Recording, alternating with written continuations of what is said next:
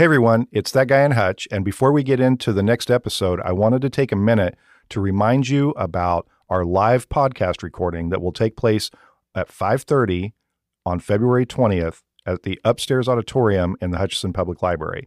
We're really excited about this, and we're going to have Brady Scott come in and talk about some of his artwork and kind of the path he's taken from starting to getting to where he is now.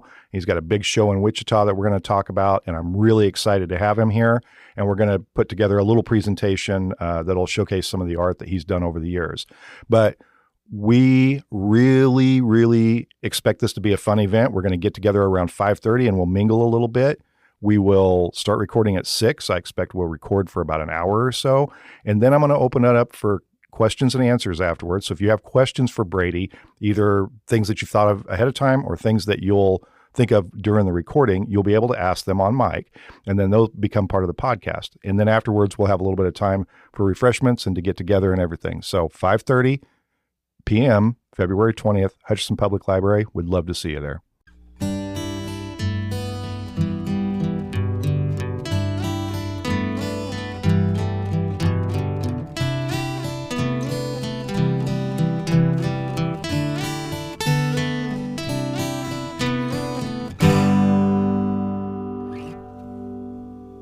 Hey everyone, it's that guy in Hutch, Jason Probst, and you're listening to That Podcast in Hutch. And I got Chris on mic today for the intro because I want to talk about our guest, Mckenna. And Chris, it was over the summer that we first met her, wasn't it? Yeah, we met during a Third Thursday recording when we were out on the street doing the recordings for the Dog Days of Summer, I believe. Yeah. And we were talking to people about their dogs, and that was a ton of fun. We got to meet a lot of people and their dogs. And they'd come up and they'd talk to us. They'd tell us all these wonderful stories. If you haven't listened to that episode, I'll link it in the description of this episode. So you should go back and listen to that. But then all of a sudden, this young girl comes up and she doesn't have a dog with her. She has a parrot on her shoulder. On her shoulder. She'd been walking around DCI Park with this parrot all night, and we caught it. Yeah. And we were like, we gotta get that girl over here to talk to us. Yeah. And so we did, and she had a really fascinating story about parrots and birds and some of the work she had done. And I told her at the time, I want to get you in for a full episode because I think that time we were just doing like 3, 4, 5-minute interviews. Yeah, we were doing people. quick one-off interviews. But this we wanted to get her in for more. And so we finally did it. I reached out to Mckenna and she talked to us about her experience with parrots and her training, a little bit about her life and growing up, and it was a really fascinating. She is I would say for her age, she's just turned 17 not too long ago. Yeah. And I think for her age, she seemed pretty unique, a unique individual. I haven't met many people who seem to have that sort of passion for birds. I would definitely agree with that. She seemed like she has a good head on her shoulders, and she's very passionate about her future career. Mm-hmm. I mean, I say future career, her current career. She's doing it. She's doing it. Yeah. She's working with birds and training birds, and she seems just so knowledgeable about a very niche subject, and that's just fascinating. Yeah. So I hope you guys take time to listen to Mckenna talk about her experience working with birds. And if you're like me, you're going to learn a lot from somebody who knows a lot more about a topic than I do. So here's Mckenna. Hope you enjoy.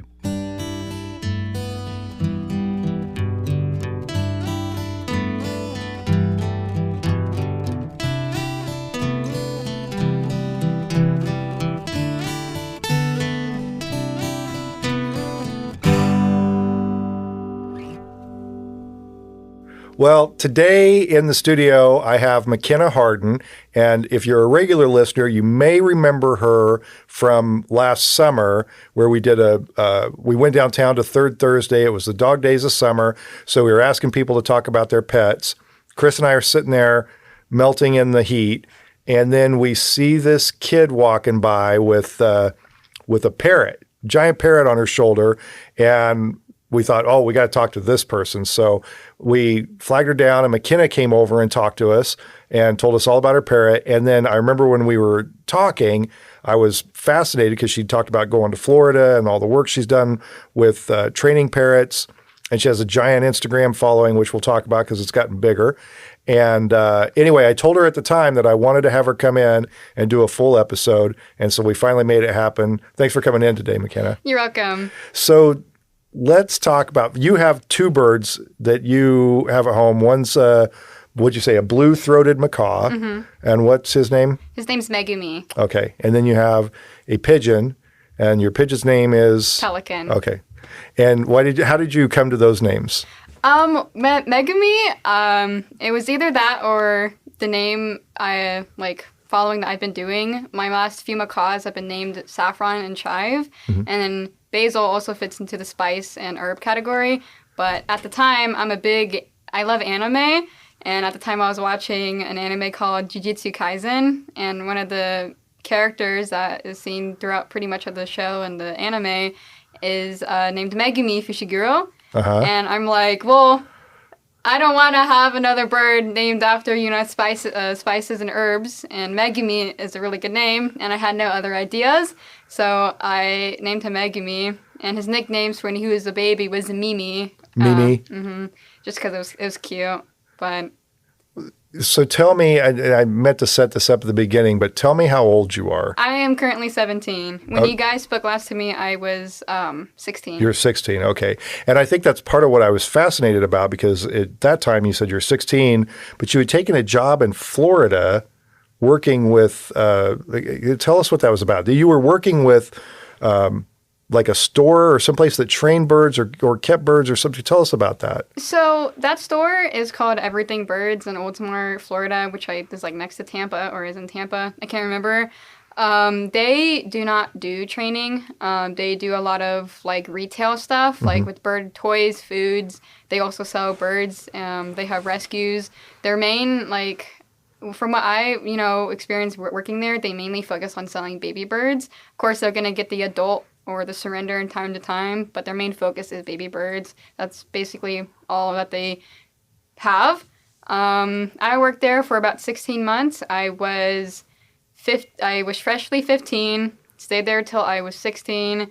I moved out just due to some issues that happened there, and I got to hand raise over 400 birds. I got to meet Jenna Mead, who runs another breeding facility close by, and she free flies Freddie, a hyacinth macaw, and she also taught me free fly. She was the one who kind of got me more inspired to get Megumi and free fly him, which I was able to successfully do. Can you explain what free flight is? It is the process of training usually a parrot outside to fly outside unrestrained. It is often seen in other places around the world too. It mainly started with falconry, which is taking a wild falcon or hawk from the wild and training it and helping it survive.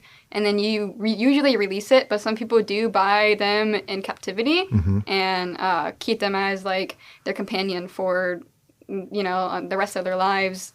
And these are when you see the falconers, they have the leather armband. They have the leather armband, and they usually have the bird. So they usually have them attached to their arm, and then they'll go out the fields and hunt with them.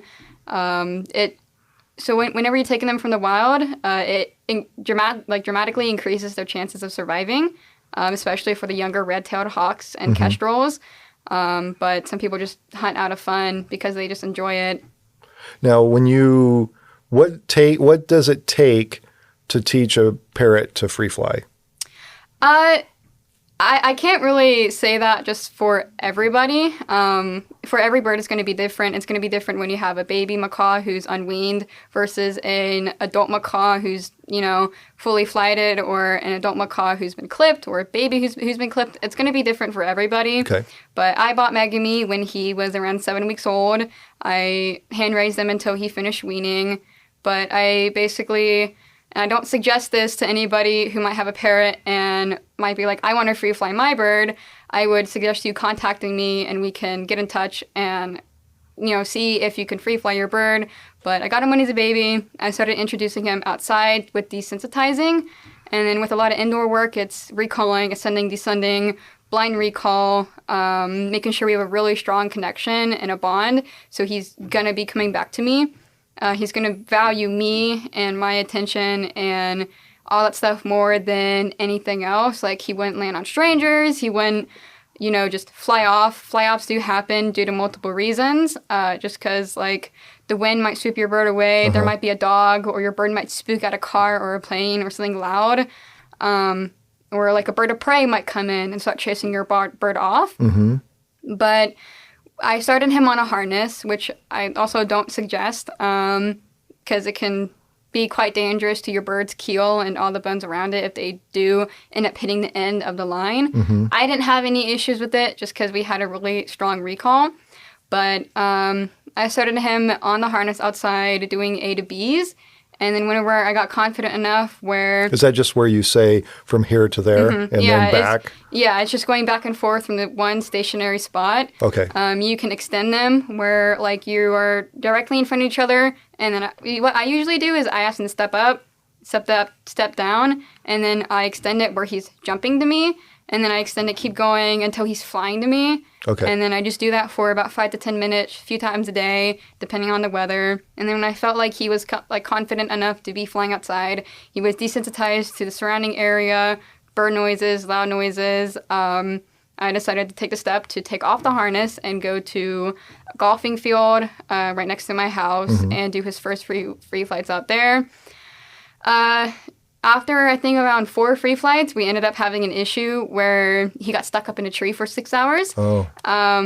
And it really scared me because this was, like, his 4th free flight, and he hasn't had much experience. It was my fault, though, for bringing him out that day because I wasn't really clearly looking at the wind. And, like, a gust of wind, very strong, heavy wind, I want to say, like, 25 to 30 mile per hour wind just came in. And he was, like, stuck up in a tree, tallest tree in the golf course for 6 hours. He managed to come down. He just kept doing loops around me until he was able to descend enough. And then we had the next 2 more free flights. The next tree sit is my fault again. I was pushing him too much. I was wanting him to keep flying, and I wasn't really noticing that he didn't want to fly. He wasn't responding to my cues. He was very not interested in what we were doing. And as soon as, like, I should have noticed it sooner, and I should have just ended the session and gone back inside. But I'm like, no, let's do one more. You were doing good earlier. I believe in you. And we did a really long recall, and he came in and went up in a tree. And that's basically, like, the bird trains you in some ways. Yeah. Like, they have boundaries also. And I sat out there for 5 hours just being like, yep, it's my fault. Like, when he comes down, we're definitely going to take this on a different approach, and we're going to rework some things because clearly I wasn't understanding my bird at the time. And which is fine. Not everybody does. And it's, like, an improvement that you need to make on yourself in your training.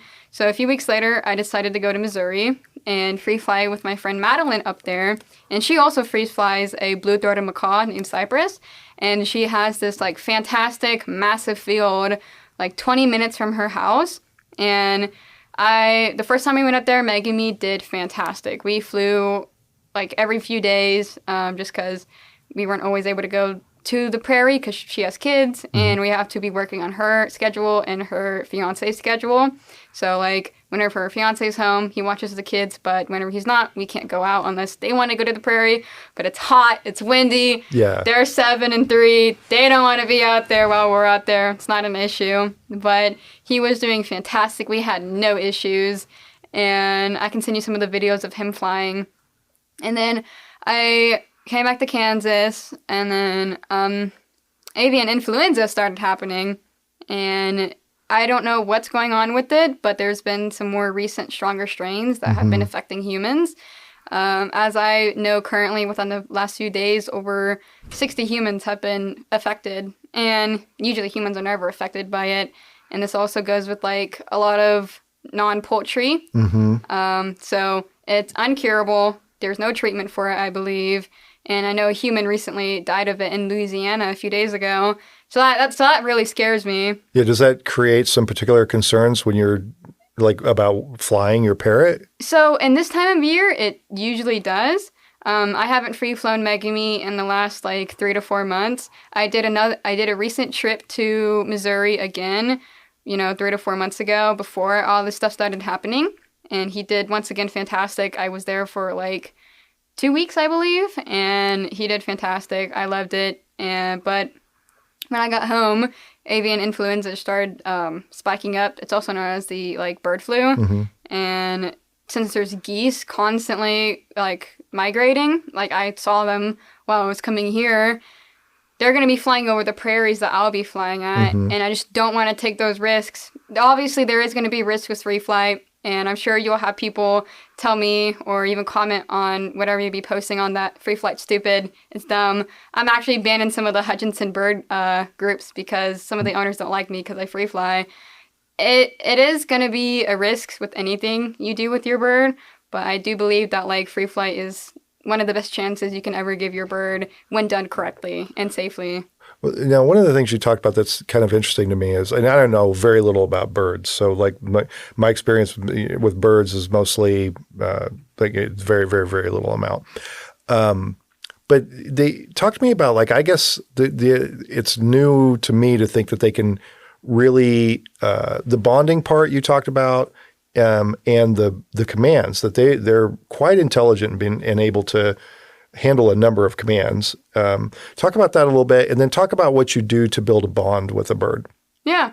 So with commands, a command is going to be something that your bird's going to respond to for a specific reason.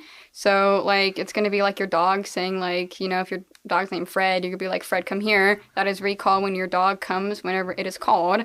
You usually train that when birds are babies and they're coming to you for food. So how I trained my bird to come to me was I started having him walk on the floor. And I'm like, come here, Megumi, come here. And then I have his formula in my hand.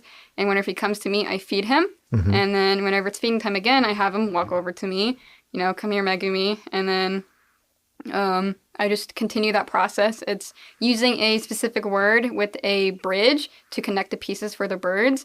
So when they associate that phrase, like come here, and you have a reward at the end, they start to realize that whenever this process is done, they get a reward. So like with recall, my recall word is Megumi, come here, or come here, Megumi, and he will be sitting on the other side of the room and he comes to me for a reward. It can be done with almost anything. Different training happens with some other stuff. Like if you ever seen videos online with people, they like say like big wings or eagle wings, and their bird raises their wings. That is done by having your bird slowly lift up their wings until you are able to get them to where they have their wings fully spread out. So it's always done in little increments. Yeah. So you can tweak stuff out. You can make sure your bird is correctly understanding, or just your animal in general. So not much different than training a dog. It's not. Okay. I mean, obviously it's going to be different because a dog's not a bird, but it's a lot of the same set stuff with applied behavior analysis. Now what about the bonding part? So the bonding part with Megumi, usually how you bond with baby birds when they're weaning is they start to bond with you because you're the person feeding them. Okay. Just because they see you as their parent, and due to that like parent love that babies have for their birds, you automatically will start to form a bond. With adult birds, you can start to form bonds in several different ways. It depends on like the situation of the bird. Whenever I'm bonding with like a scared bird, I have to take things slowly. And birds that are too scared to do anything with, you have to use the CAT protocol, which was developed for dogs. This protocol is only used for animals who are too scared or too aggressive to train, because you cannot give treats to those animals because they're too scared to take that treat or too aggressive to take it. So usually you start from a far side of the room where they are not like flinching or showing any types of aggression. They're calm. And then you take a step closer, and whenever they show any type of that like behavior you don't want to see, you go back to their starting point. And then once they get to the point where they're calm again, but you're closer, then for that reinforcement or rewards, you go back to the original starting point. So in order to bond with that bird, you still have to get close enough to, make sure they're no longer afraid of you. But then after you've gotten where you're able to be next to the cage, you can start feeding them. And once you can develop bonds that way. A lot of people manage to do it with wild birds too, like with pigeons or crows. They just start to feed them, and they get used to you. Crows And- are like way smarter, right? They're one of the smartest birds out there, right? I think I've saw a video of some guy that trained his crow to do a lot of different things. I do definitely think they're really intelligent. They're so intelligent that like it's really hard to keep them in captivity because they just constantly need enrichment.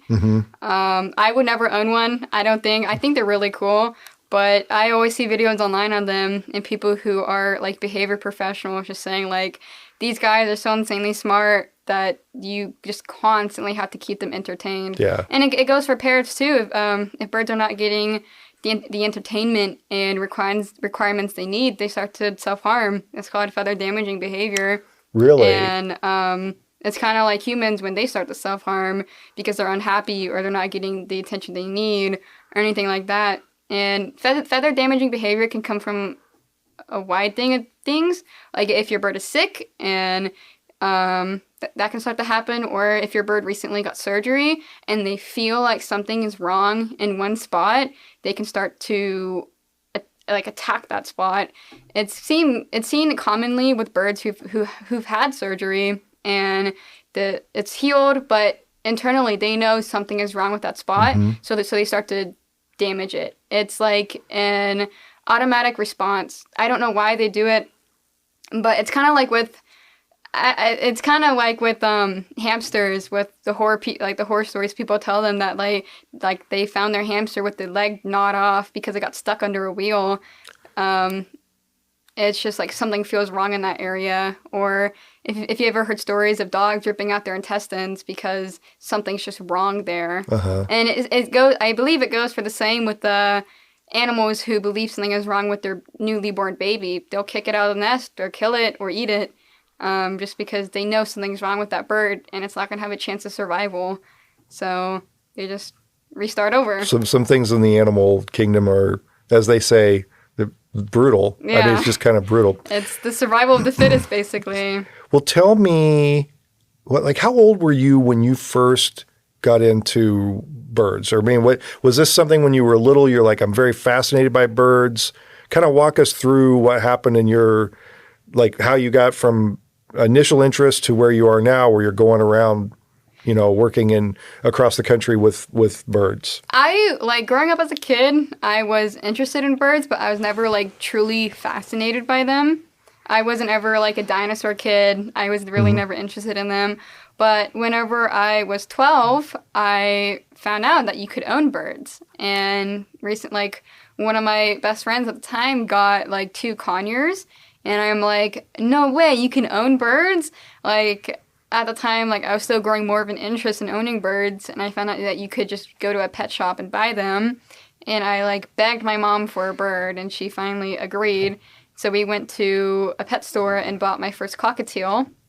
His name was Pip, and I owned him for, like, I think 2 years until he passed away.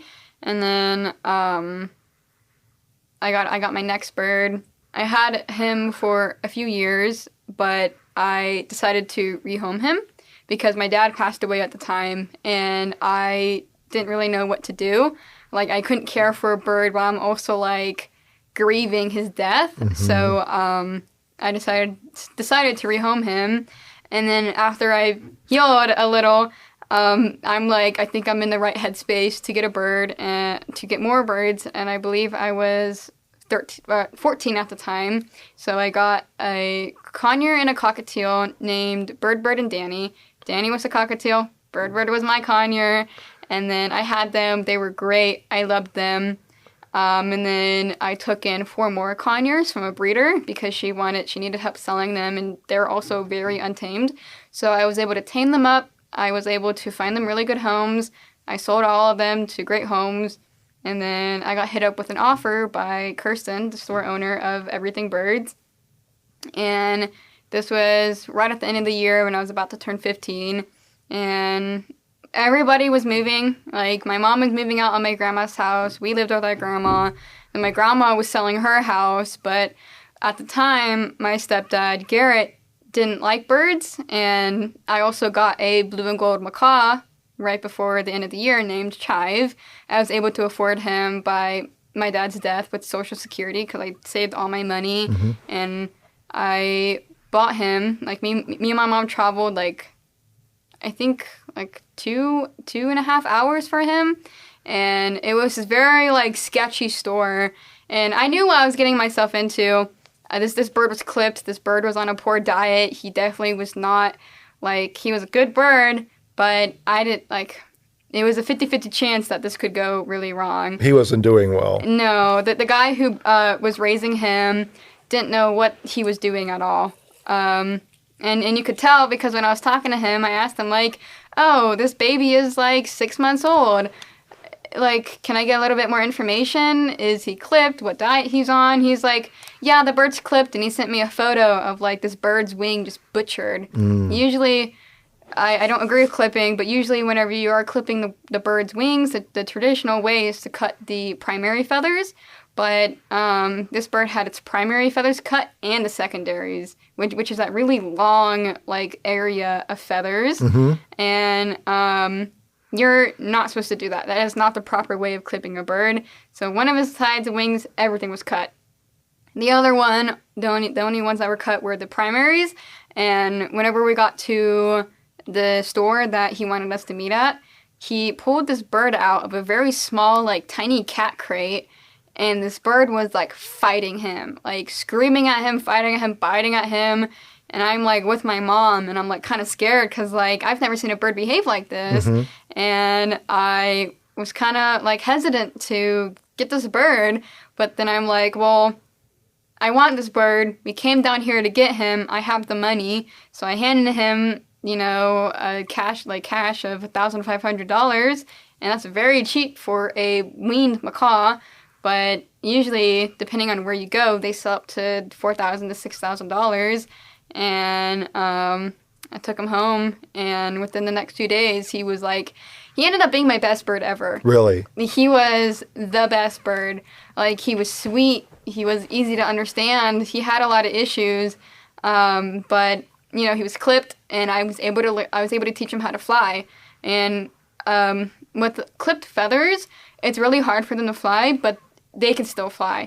But in his case, he had basically an entire side of feathers missing, so he could only fly like 6 to 7 feet, and that on good days. He was usually just almost able to hop. So a lot of the times we would be prepping him, like getting his muscles, making sure he has muscles whenever he does grow in these feathers. My goal when I had him was to be able to get him to free fly.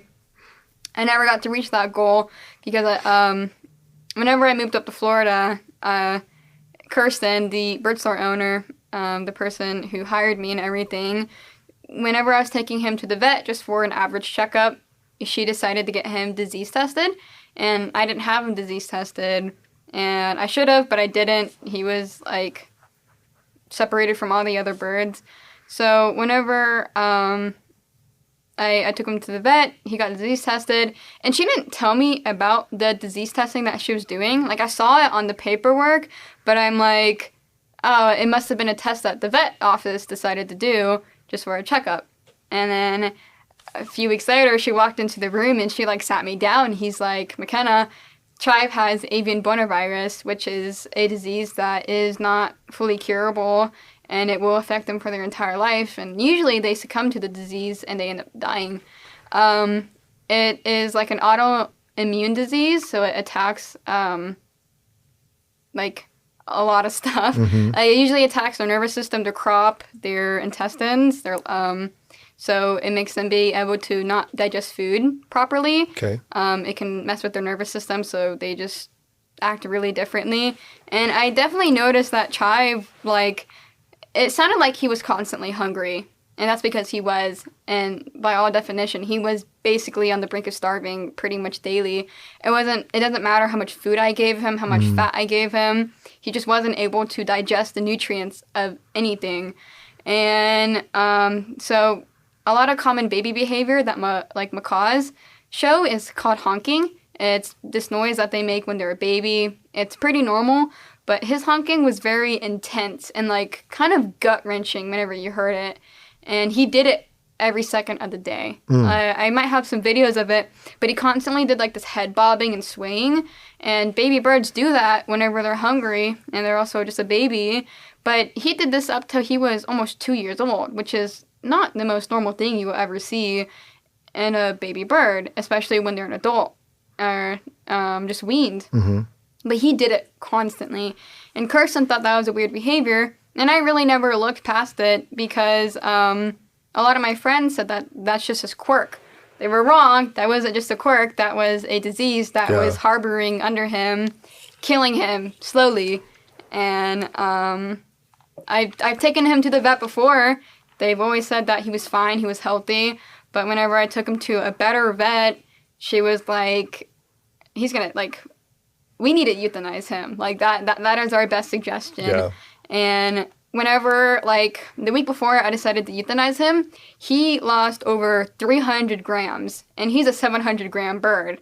So he lost, like almost half his body weight. Yeah, and that's like me, like someone who's like 100 pounds losing 29, like, pounds. That is a lot of weight, especially for, like, a medium-sized bird.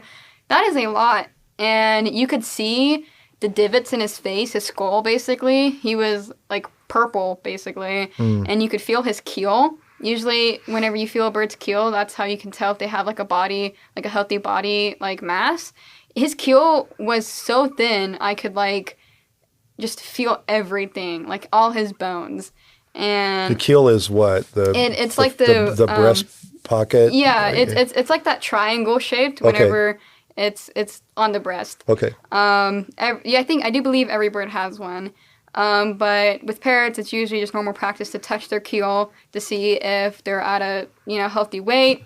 But I was also tracking on a gram scale because that's also one of the best ways you can tell, like, if your bird is slowly losing weight, because you just can't fully tell weight by the keel.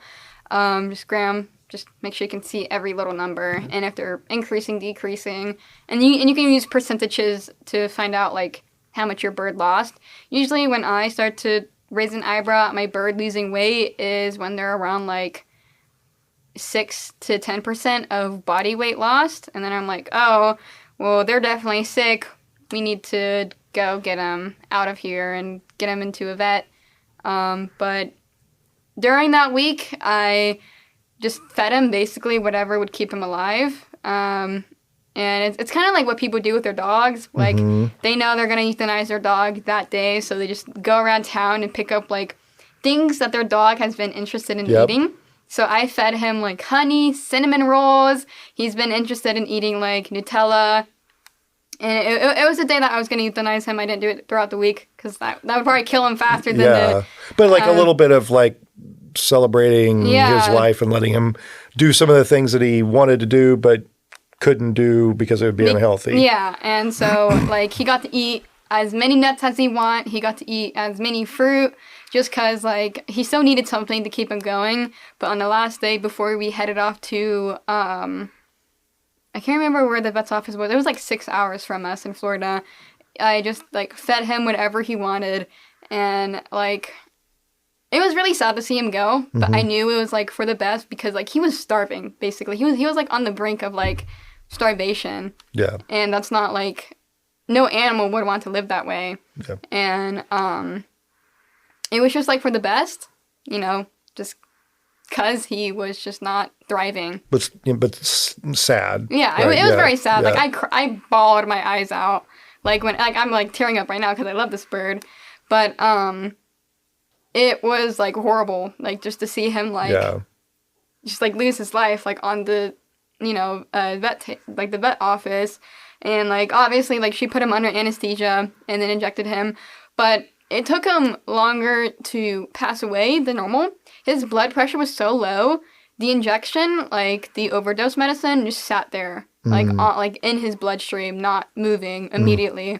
And it took him, like, usually, like, it's usually almost instant, and it takes him, like, it took him, like, an extra 10 seconds for him to, like, for his heart to stop beating. And after that, like, during that entire situation, I learned a lot about bird disease, and I do, like, look back on the situation, and I'm very, like, I don't want to say I'm thankful for it, but I'm thankful for the things I learned and how I can now, like, appropriately respond to these situations and help it, because there is so much like misinformed media about bird diseases.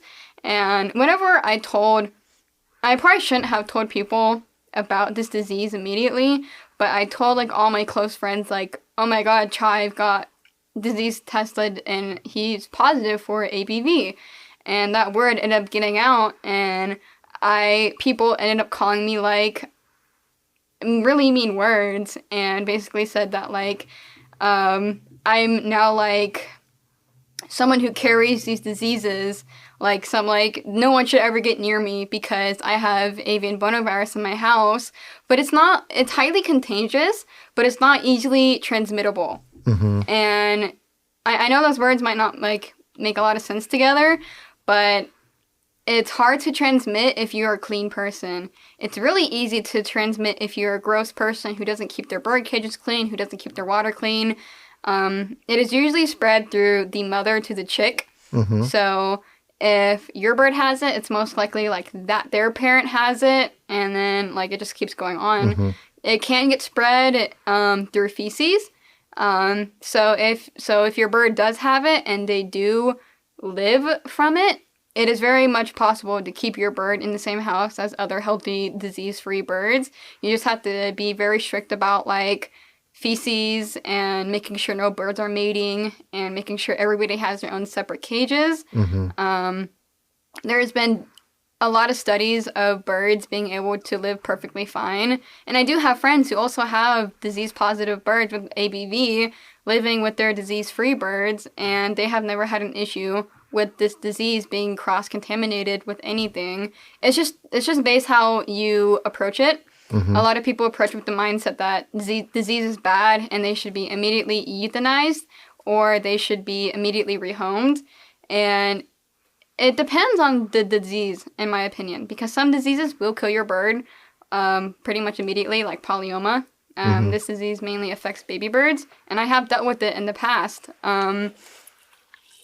And it was with 3 Catalina macaws and 2 Hans macaws, and I was hand feeding these birds, and usually how you can tell when a bird dies of polyoma is because there's blood in the mouth. And I found I found a macaw dead, and I started freaking out, and we ended up getting these birds disease tested, and they all came back with polyoma, and every single one of them had to get euthanized. And it is horrible. Well, tell me, first I would say I'm sorry for, both the loss of your parrot and your father. We probably explore that in a different way, but I just want to say I'm sorry about that. How did the store in Florida learn about you? Like you're here in Hutchinson, Kansas. I know you have an Instagram account, but how are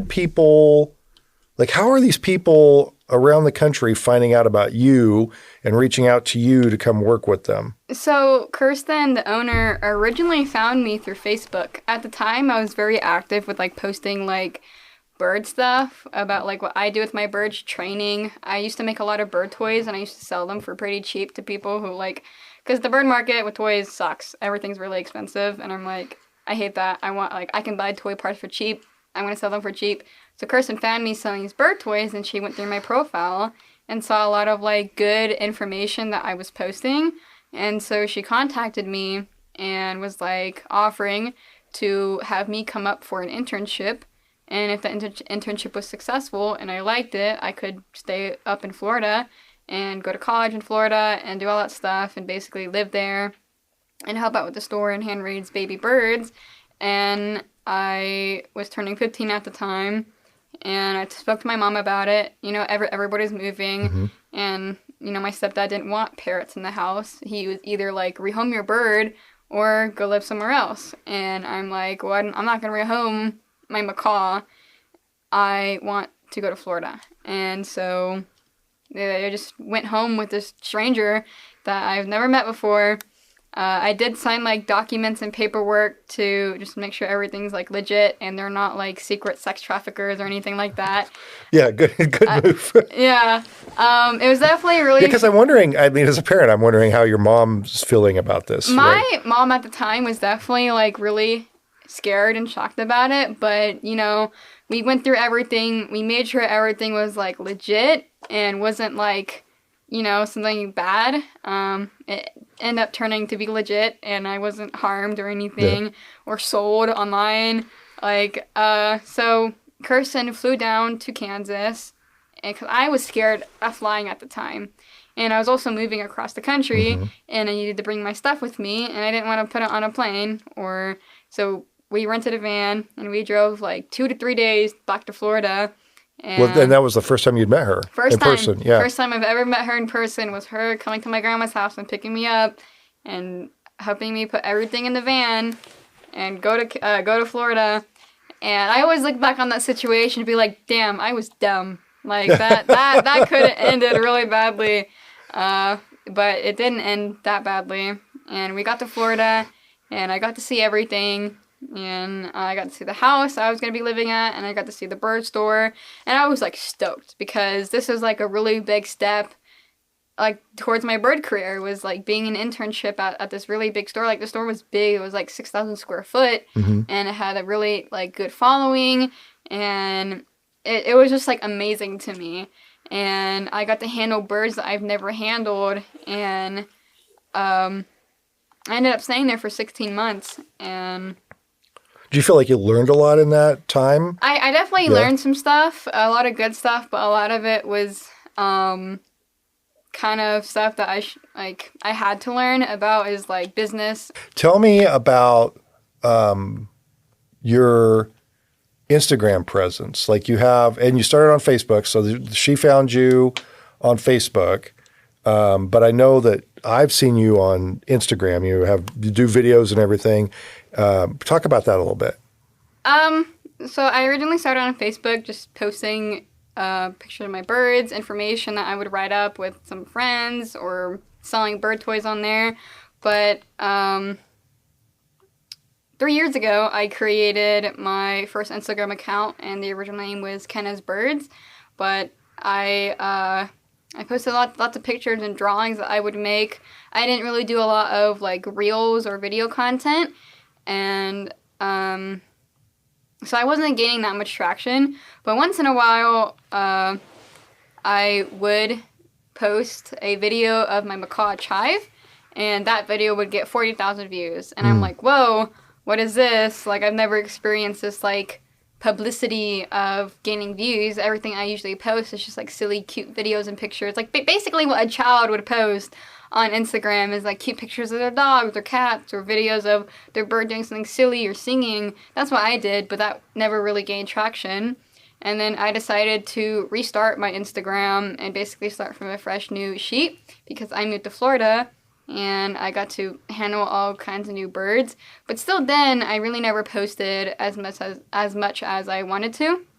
I only recently started posting more because I was in Kansas and I was bored, and I discovered that a lot of people do a lot of meme posts with their animals, and it never clicked with me that I could do that. And I decided to make a few videos that I thought was really funny, and even if it didn't blow up, I mean, I don't care. They make me happy, and I could go back and look at it and be like, oh, that was funny. This, like, they're just like memories. Yeah. And then it was and I experienced my first million view post about almost like a year and a half ago. And then I'm like, this is cool. I feel great about this. This video is stupid, but it's really funny. And I started posting more. And then I kind of stopped posting for a little bit. And then I got back to Kansas. And then I posted one video about like speaking about like the different financials of birds and like how much I spend on my bird. And then I'm like, I have an amazing idea. And I followed this trend of showing animals things they've never seen before. And that video got like, I think it's at like 25 million views right now. Oh, wow. And it blew up basically overnight. And I didn't expect it to blow up.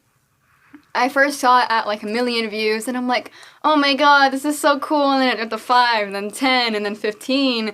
And I'm like, is this gonna stop? Like, when is this gonna stop? Because I always know they plateau, but it still gains regularly like 100,000 views every day. Oh, wow. And I ended up getting about 22,000 followers from that one post. and I got a bunch of love. I got obviously a bunch of hate too, but I still kept posting, and then post after post they would get hundreds of thousands of views, then 1 million, and then just like it keeps going. And then obviously I'm gonna get the post where it doesn't do that well, or it gets like average viewers, like 10 to 20,000. It's just like my viewers are watching it. It hasn't hit like the mainstream, which is fine. But it always feels good whenever you have an amazing idea and you execute it well and it ends up blowing up. Yeah. Is there a big community online of bird enthusiasts? Oh, yeah, definitely. Okay. There's definitely a really good portion of people who are online that love birds. I mean, people love owls and wild birds and falconry and free flight and parrots. A lot of my followers either think they either like me or my bird, because I post my face online too. And apparently a lot of people, I don't want to like give myself an ego, but a lot of people like the way I look. And but I usually focus a lot of the stuff on Megumi and Pelican, and I'm just there as just a side character. Everything's on my birds. Just everything on the birds. Yeah, you're there. Tell me, I had this thought, and I should ask it earlier, but parrots are known for being able to talk. What's that take to make that happen? Definitely, it depends on the bird. I don't know if there's a number that, like, if you have 10 birds, two of them are bound to talk, but So it's not every bird. It's not every bird. Okay. It's the matter of how you do it. So if you're reinforcing the noises that your bird is making, they're, like, say if Megumi, like, he says hi and hello, but I just said that to him constantly. He mimics that noise, but if I don't reinforce him saying hi or hello, he might not ever do it again. But how he started doing it was I heard him do it one time, and I'm like, oh my god, you're talking. I'm going to start rewarding you for it. And then he does it more, and he does it more, and he does it more and more.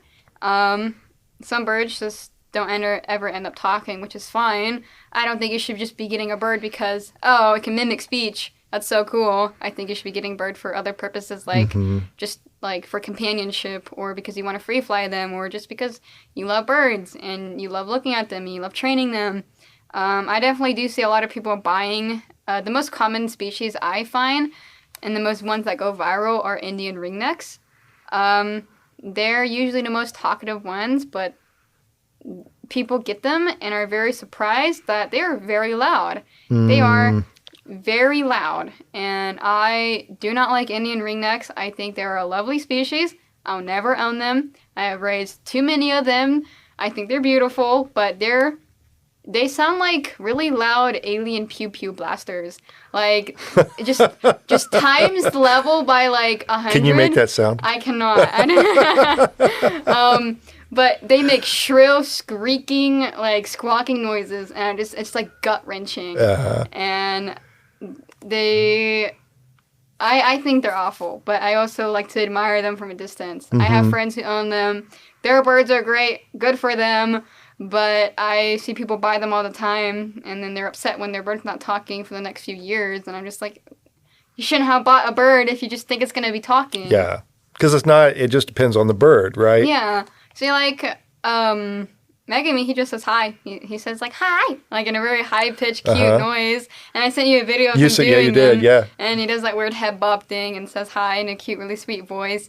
He does it nonstop. I think it's cute, but whenever you hear it like 100 times a day, it gets annoying. Yeah, I'm sure. And it's so hard to record it too. He barely does it for video. I was really lucky to get that on video. To get that, yeah. But I mean, some of my friends macaws, they say all kinds of words, and it's really cool to see. But not every bird's gonna do it. Yeah. Tell me. So you've had this passion for a long time. Tell me what your goal is. Do you think when you and I talked over the summer, I think you have an idea of doing this as a career? I definitely want to do it as a career. I really want to help people be able to manage and train their birds. I mean, my page on my Instagram is called Managing Parrots. So that's where I got the idea from. But I want to help people like get their birds to be better. because not everybody has an experienced hand to figure out why their bird's biting, why is this bird screaming, why is this bird feather damaging, what are they doing wrong, or like if your bird isn't getting along with your husband or your wife, let's find out why it's not getting along and try to help you. I'm going to try to help you, guide you through these issues and try to resolve them. But I would love to do that on the side, but my main focus in life is hand raising birds. Hand raising is very dangerous and is often not done right by someone who doesn't know. Like, some breeders do it wrong because they're outdated. Some do it right, and I think those breeders are great. But I want to do it on, like, not an industrial level, but for zoos. I know zoos often have to fly people out from different, like, countries to hand raise penguins or a toucan or a parrot because there's so much, like, different information on them. They all require different levels and dedication. They have to have, like, a dedicated hand for this animal. And I want to be that person. Like, I want to be that person where a zoo can hire me and raise their falcons and parrots and toucans and whatever they want and train them and help them, you know, be a better bird, because some zoos don't hire the right people and they end up messing up the bird. And it's also very rare to find someone like that. Most people don't do that. And I also believe you need a biology degree or a zoology degree to just even work in a zoo, to be a trainer. And I plan on going to the community college here in Hutchinson to get my biology degree, because I do believe they do that. I haven't fully looked on it. Yeah. It's either that or online school, but either works for me. Yeah. But your idea is to get a biology degree so you can take what you know and what you've learned over the years about birds and then take this, the education that you can get and put those two things together. Yeah. And build a career around that. Yeah. Like, I would love to hand raise birds, and then also, like, I forgot the name of it, but it's the people who do the educational programs. Most zoos have people who do shows. Oh, yeah. Yeah, I would love to do that. Like, I know some places up in California do that, and they have free-flying birds, and they fly around the stadium, and I think that is fantastic. Disney does it. I think NEI does it. I would love to do it. Like, I think that's amazing, and I think that's super cool and unique, and I would just love to be able to do that for any zoo I'm working at. And like being able to offer my services to other zoos who need help training their animals, or people online, or if I have the time, it's just someone who needs help in person who wants to learn how to free fly their bird. Because I don't really like it when free flight is fully taught online. I definitely think it should be mainly taught in person. I do think some things of free flight can be taught online. But definitely, like, the first few free flights that your bird is ever doing, I do believe you should have a mentor by your side, just in case anything happens and they have their bird with them. So your bird can be learning off of that bird and be seeing how everything is done and all that stuff. It sounds like, you really, your core passion is the birds and just trying to help educate people on that and just try to, make life better for birds and people with birds. Yeah, because it is you can live a pretty miserable life if you have a bird that does not like you. Yeah. And there's always going to be a reason why that bird might not like you. You might just be like, I'll make a post saying that, like, we aren't here forever. You should love your bird and, like, try to be kind to all the animals. And some person's like, oh, well, my bird hates me. And I'm like, well, there might be a reason for that, and I highly doubt your bird hates you. They just might be scared of you, or they're taught to be scared of you. So due to that scared, if you, like, say if I adopt a bird who was abused, that bird will most likely be scared of me. And if I don't know, like, if I'm just, like, someone who's uneducated and keep trying to pick up this bird, handle them, pet them, basically do everything out of their comfort zone, obviously it's gonna hate me. It's gonna dislike me because it's like someone invading your own personal bubble. Yeah. And you're not following and understanding their behavior, so it's not gonna like you because you're not, like, doing anything it wants to do. Yeah. So everybody has a bad time. Yeah. So, some people in my comments are like, "Well, my bird hates me," and I'm like, probably not. I mean, my DMs are open if you want to figure out this reason, but, like, if you're not open to change, I can't help you. Well, that kind of brings me where I was going to talk about. I was like, maybe someday you'll be a star of a show, like a parrot whisperer or something like that. If people want to follow you or they want to know more about what you do or they have questions for you, what's the best way for them to get a hold of you? Definitely my Instagram. My Instagram is @managingparrots, or my Facebook too. I'm pretty active on there too. That's Mckenna Hardin. That's probably the most two platforms I'm active on the most. I don't have a website or anything up right now, just because I'm still learning to be a behavior consultant, and I'm not currently ready to fully on start taking cases from the public. A lot of it's just private cases that they suggest to me, that person gets in contact with me. It's not something I'm publicly posting online that my services are available. But there might be a few cases that I'm happy working on, just because I do have a mentor called Pamela Clark, and I would have her help me figure out these cases, just so I can also just get experience. And you learn that way. Yeah. And I will say to anybody listening, I've like her Instagram is very fun. Like you post some videos and you have a lot of fun pictures on there. So it's definitely worth checking out. There's a wide range of content. There's some memes, there's some posts about educational posts, there's bird posts, there's free flight. It has everything on it. Definitely. If there was one thing that you wanted somebody that's considering getting a bird, getting into, what would be one? We've covered a lot of this, but what's one thing you would want to make sure that they knew? Definitely their behavior. I do believe bird behavior is really hard to understand. And if you just go into it with a blind eye, you can mess up a bird really badly. You can traumatize that bird, if you don't understand their behavior.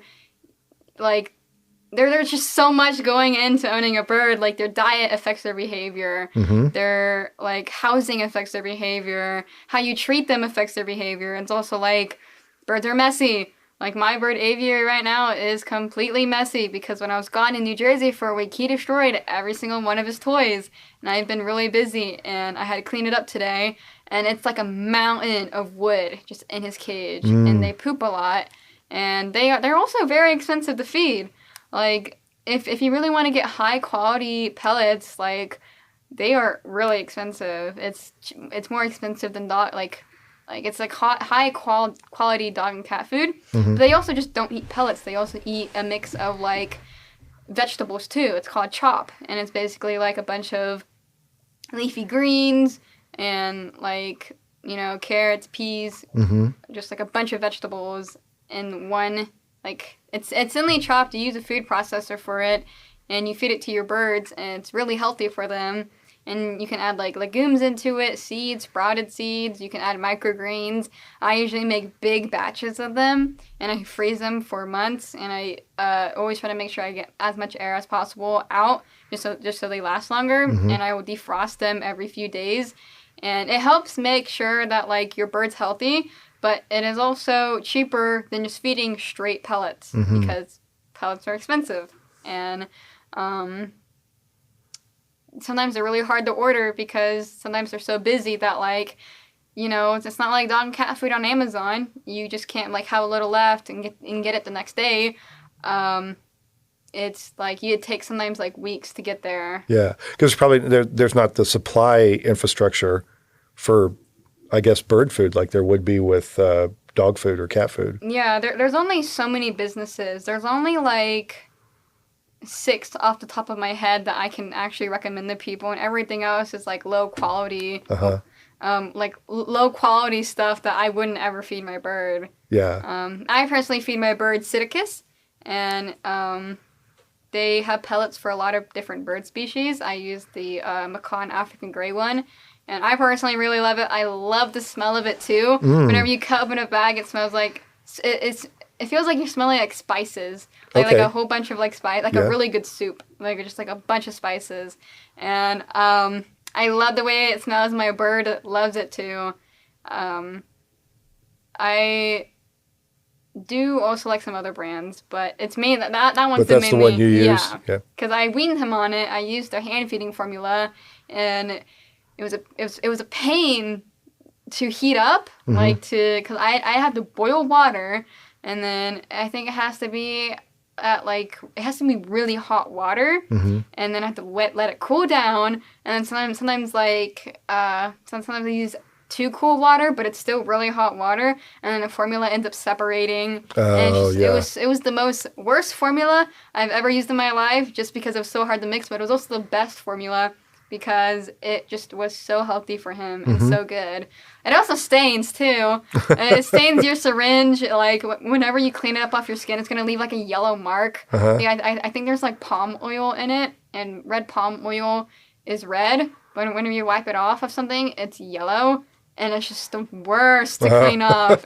Oh my gosh. And it would stain his face too, because sometimes baby birds are messy while they're eating, and it drips on their face, and whenever you clean it, their face is just yellow. And I have photos of him like feeding on it, and it's just like, oh my God, you look like a mess. That's so funny. I had no idea. Well, thank you for coming in today and talking with us about birds. I always wanted to do this after we had that short conversation, and it's going to be interesting to watch and see, what you end up doing. But thanks for coming in and sharing all your knowledge about birds with us. Yes, you're welcome. It was a pleasure to be on the radio. Well, thank you. Or podcast. Podcast, yeah. Radio's like live. Yeah. All right. Thanks. I'd like to thank a few of the people who've helped make that podcast and Hutch possible. My son Mitchell Probst wrote and recorded the music for the show. Jenny Brigette put together some great graphics and promotional art. And Chris Acker helps overcome my mistakes to produce a great sounding product every episode. That podcast and Hutch is made possible through a collaboration between the Hutchison Arts and Culture Collective and Salt City Sound. They're working to bring resources and infrastructure to support art, music, and storytelling in our community. If you have an idea for your own podcast, reach out to them at podcasts@saltcitysound.net. If you enjoy that podcast and Hutch, be sure to subscribe and share it with all your friends. You can also help support this production by subscribing to thatguyandhutch.substack.com or by emailing me at thatguyandhutch@gmail.com to learn about sponsorship opportunities. Thanks for listening, and I hope you'll join us again next week.